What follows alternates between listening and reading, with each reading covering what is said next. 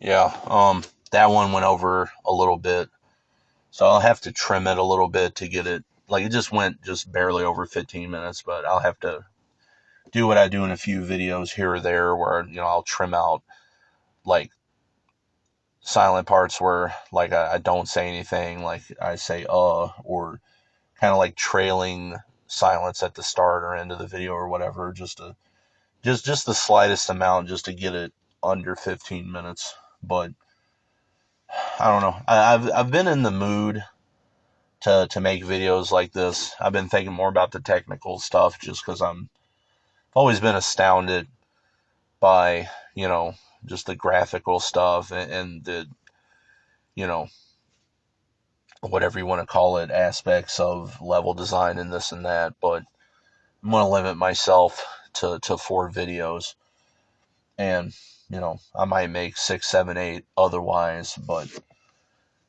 I don't know. YouTube has a limit, and I mean I've uploaded at least 10 before, but at the same time, I don't know. I just feel like sometimes if I go over too much, I don't feel like the quality is.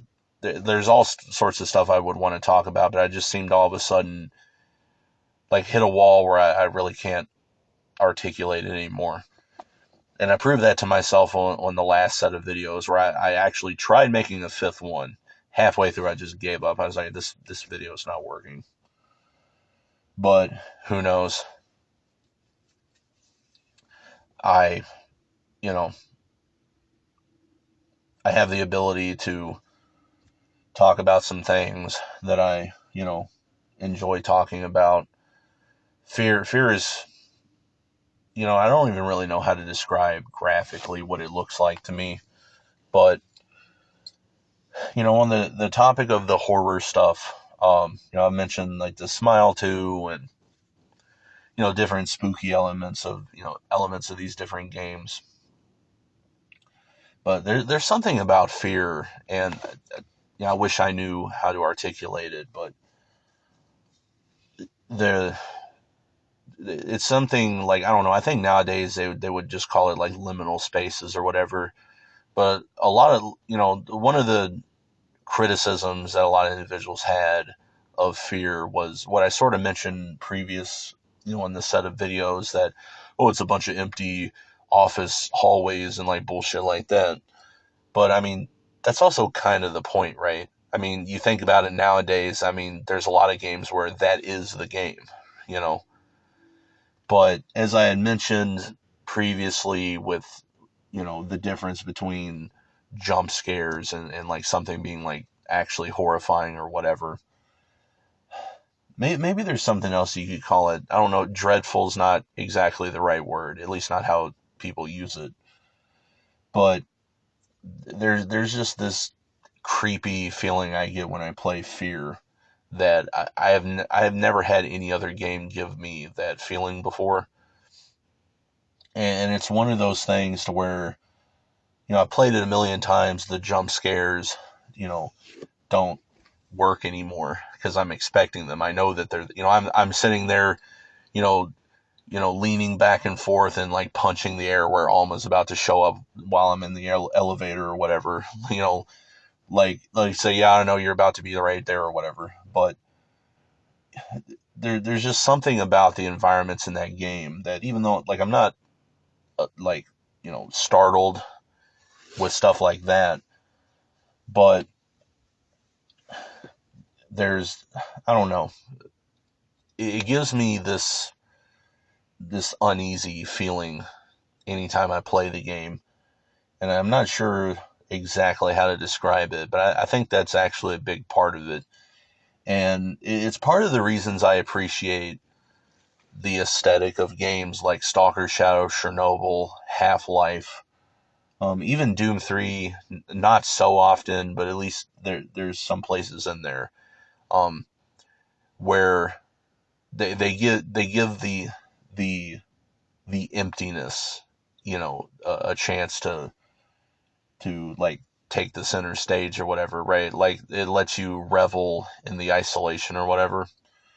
And there's something that's about, sometimes the music isn't about the notes that you play, it's about the notes that you didn't play, right? Like you could have but didn't.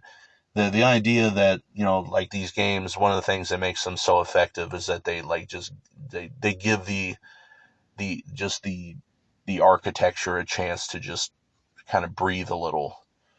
And one of the things I will say now that I replayed it and I'm thinking about it is that I sort of mentioned with Doom 3 that I think part of the issue with Doom 3 is the pacing. It's like a lot of the places that should have been breather levels, it's like, oh, here's 1,000 spiders.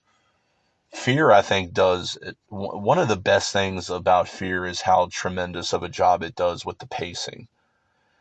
Like, there's just enough areas where there's basically nothing happening. You're just kind of walking around. And yeah, you can do the world building, listen phone calls, this and that. But just how punctuated the experience is with Fear is part of what makes the action sequences so impactful. Like, it's not just how they, clash with the horror elements, but part of those breather levels is just how alone it lets you, like, reminds you that you are in the game world. And it's part of the aesthetic that appeals to me with a lot of these games, just the desolation and the isolation or whatever. There's a weird sort of, you know uh like solitude, sort of this almost melancholy type of peacefulness to it. It's like the end of the world, but that's the best case scenario or something like that. It's probably unsurprising that, for a couple months now I've been thinking about replaying Stalker. Probably about to do that pretty soon. I was thinking about that with Fear. I don't think there's a game that does like true what I would consider horror stuff as well as Fear, except like maybe Stalker Shadow of Chernobyl. Because it's not about jump scares or this or that. It just lets you be there with the atmosphere and just sort of, just revel in it. It's just phenomenal sometimes. A technical artistic mindset, and I can, see the actual work that goes into creating the levels, but just, the actual perception of it, not the artist's creation, but the viewer, what do they get out of it type of stuff. That's what it's all there for.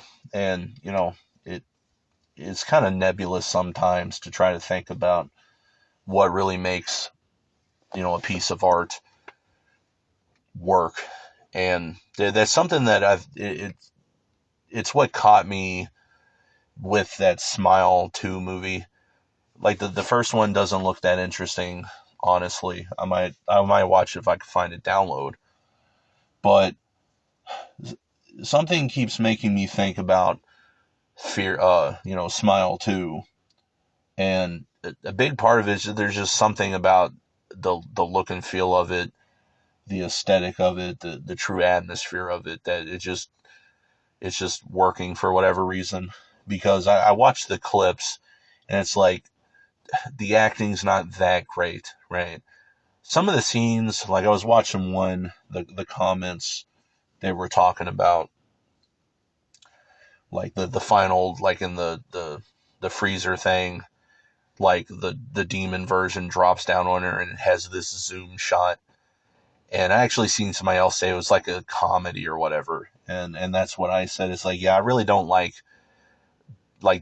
I like static shots and just regular cuts, right? I don't like dissolves or fades or none of that. I don't like dynamic shots.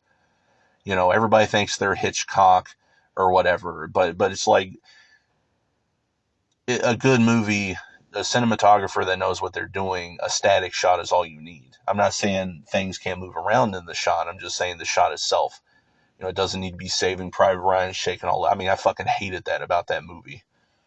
But when I watched clips of the movie, well, anyway, so like with that, the way it zooms, and even especially when she's like getting thrown around, I said that as well. It had like the zoom had comedic timing. It felt like it was a scene out of a scary movie. And that woman is not really meant. She can't play evil like demon thing, right? I can't take it seriously with the stupid smile or whatever. Um, but that's kind of what I'm talking about is like a good movie, game, whatever. It works in spite of all that other stuff, and mentally you can just be like, yeah, yeah, whatever, right? I'm not sure exactly what makes it work, but it's just a cohesion to everything.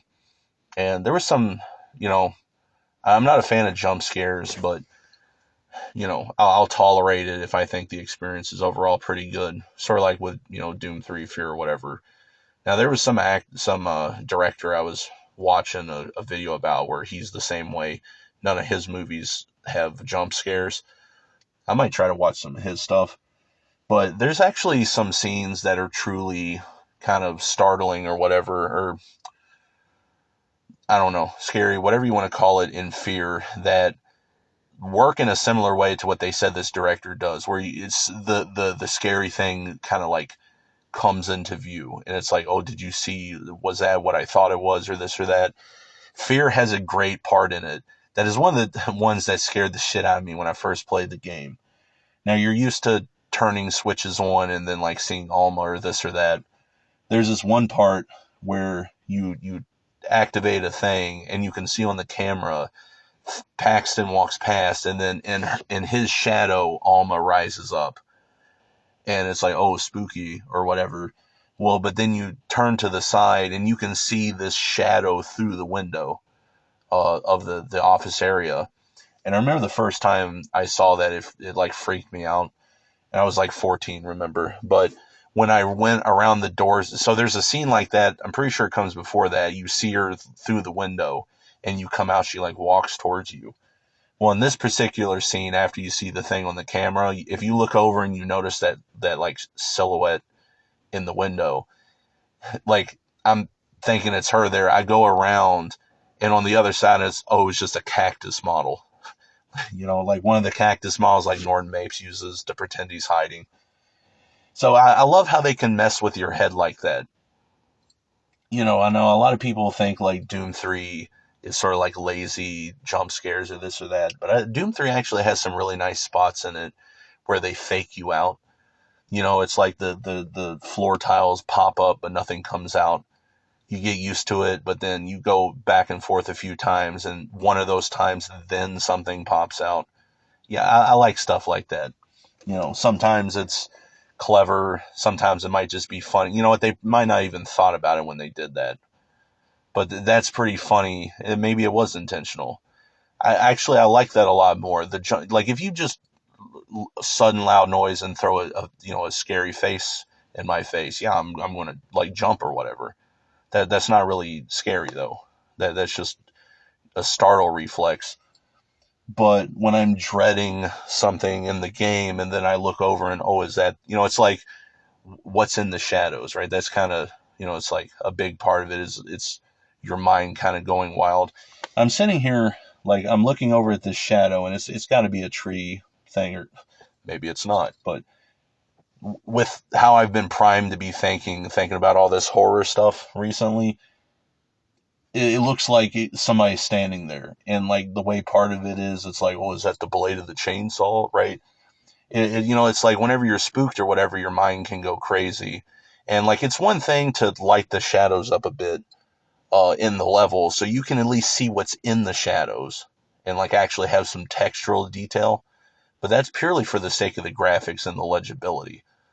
They can still be really dark, but so I'm not contrasting that or whatever, but it just goes to show that you know playing with what the player can see or their expectations, that's way more impactful than just boo, right? And it's like, oh, the skeleton or whatever.